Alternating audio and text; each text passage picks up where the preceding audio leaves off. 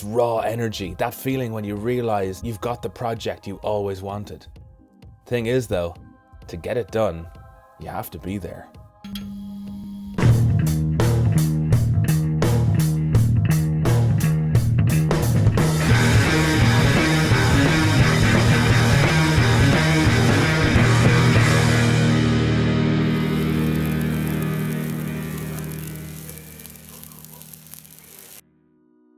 That one moment with your car, that little detail that triggers something, it can fuel you for weeks. And I knew that the work you're going to see in this episode would be the most demanding, the most grueling, with the smallest payoff to date.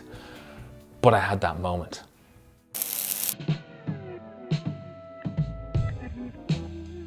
This episode had to be a departure from the chassis because we're now in a queue for media blasting, but we had just started to take those reinforcing plates out of the rear cross member, and so let's finish that before we head on. Now, how is the focus going, Soft? Well, Muggins managed to knock the front element out of his lens. Luckily, this is quite a cheap lens, the cheapest in fact, but it'll never quite be the same again. And what's happening is the vibrations from the grinder are traveling through the chassis, through the axle stands, across the floor, up the legs of the tripod, and they're enough, aided by gravity, to shake the lens out of focus. Before we move away from the chassis, let's just have a quick look inside. In lieu of an acid dip, the prep for this will be done by hand, but it isn't bad at all. And thanks to our access holes, we'll be able to do it too. And focus shifted to the body of the car. Early on the morning of Resto Campout Day 3, the lights were still off, the sun wasn't quite up, but the light in the unit was savage. And yeah, this is a good looking car, penned by a genius, but it's the same feeling that we all get. It doesn't matter what car you're looking at, once it's yours and it's the one you've always wanted, you get that kind of wigged out, pinch me, I'm not sure this is real moment when you know it's yours. So what are we going to do? We're going to get into the interior of the car and start stripping off all this old contact adhesive that was used to glue in the carpets and underlay. Deep in both footwells of the car, there is a hole. It's an access hole for the upper wishbone. And it's a circular hole, but on the near side, it has a square corner to it. I'm not sure why this is. I'm not sure if this is standard, but this kind of bitumen type cover that has been glued over the hole, well, some of it's missing, and there seems to be a wide piece of masking tape there as well.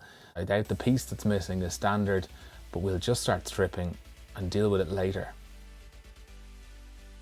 I always go for the part of the job that I'm least looking forward to first. That way, it's all downhill after that, and motivation tends to stay strong. So I went into the deepest part of the footwell and worked my way back.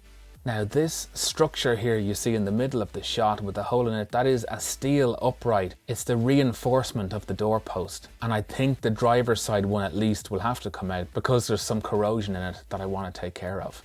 But what is this black stuff? This is inside the shell, and there's no reason for it because there's no seam here, there's no place that there could have been water ingress, so I don't think this is here for a seal. I think this is an attempt to hold the carpet down for some reason. Remember, this car has been reupholstered, and who knows what was going on here. So here's our wooden bulkhead, literally covered in adhesive, not very pleasant to look at or to touch, and just underneath the adhesive we can see 458G, the serial number of the car. The Esprit Series 2 started at serial number 400, so this 458 is the 59th car off the line for the domestic market, G denoting the domestic market. Underneath this bracket for a shelf in the engine compartment is the word silver, and what we're hoping for here is to get the adhesive off without taking these markings with it. Looking into the driver's footwell, it's slightly worse than the passenger one was because the steering rack seems to have been kept well lubricated and there's grease that has run down the back face of the footwell.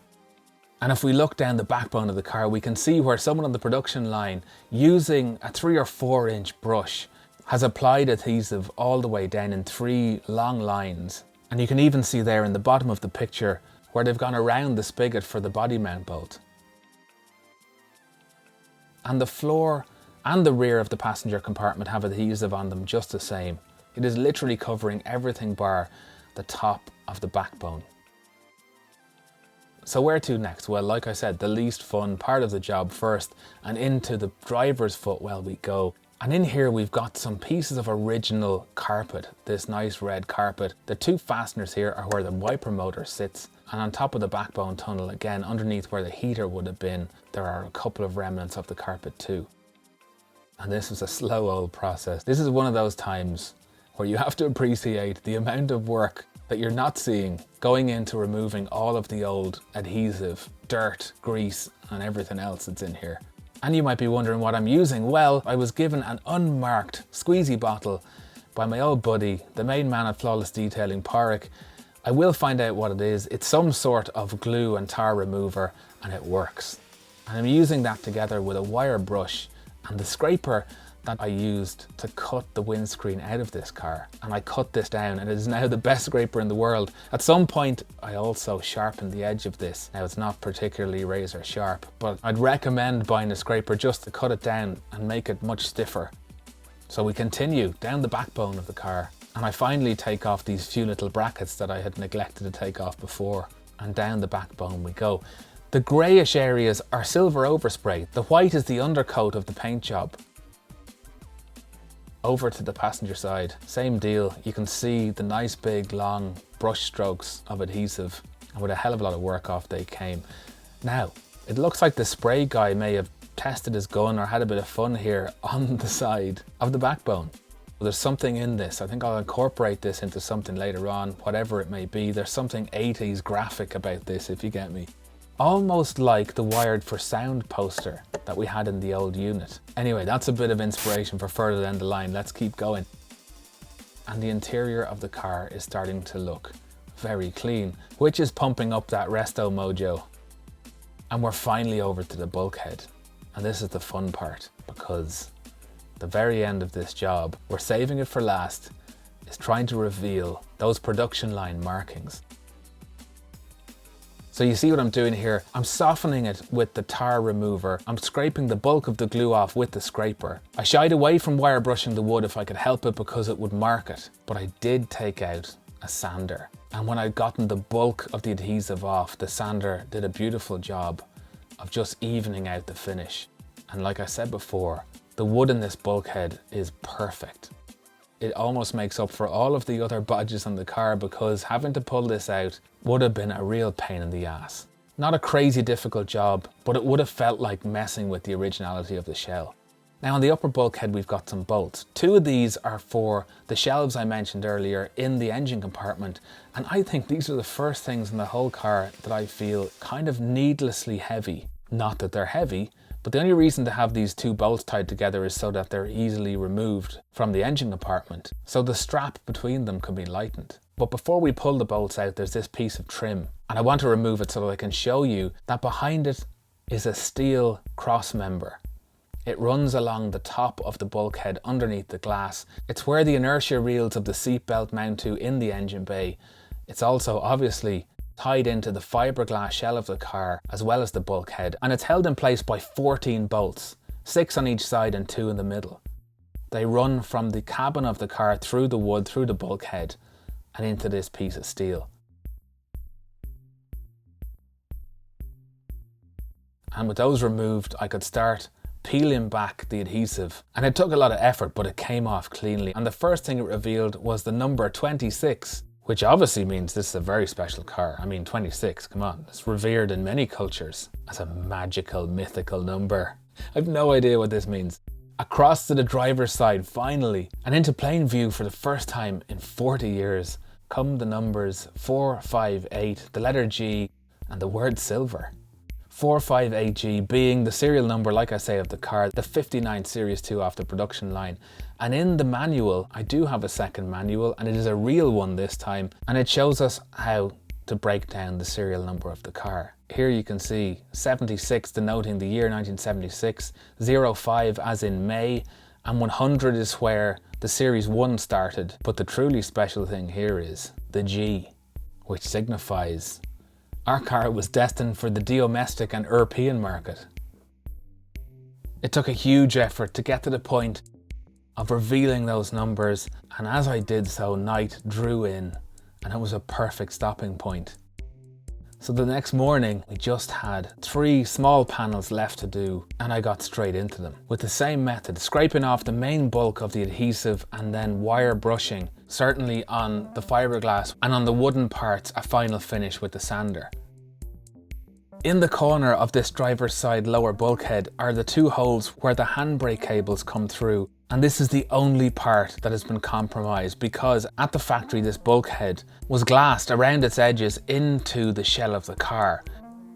But that glassing paused right in this corner, obviously to allow for the steel plate that goes over these 2 holes. And that is where moisture has undermined this piece of wood, and there is a tiny localized piece of rot here which we'll cut out and replace. You can see here in this wider shot where the glassing ends, you can see fresh clean wood underneath the glass because it's been impregnated and protected by the resin.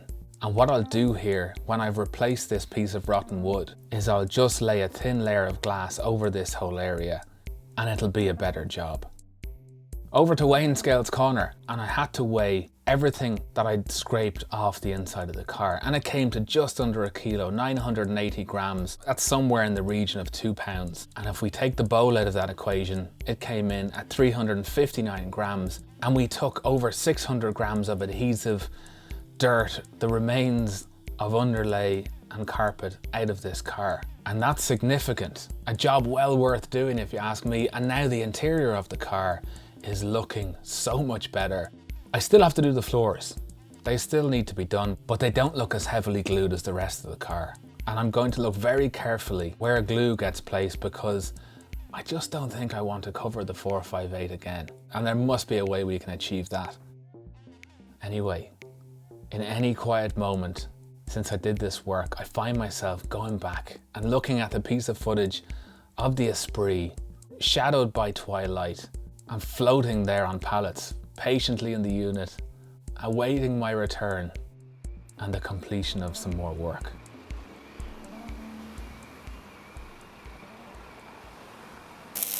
To new patron, Andrew Woolley, Anton Allen, Dorian Parais, Grant Browning, Jonathan Sweet, Owen Greenwell, Sean Donaldson, Scott Rankin, Rob Kilgore and Ryan Strawn, and to all my patrons, thank you so much for helping me do this. If you would like to support the making of Soup, you can do so if you follow the link in the description to Patreon, and if not, that's cool too. Please do keep watching, hit like, hit subscribe, and recommend it to a friend. Now, don't forget, all you have to do is go to your car and eventually you will get that resto high and it will fuel you for the rest of the build. Just do it.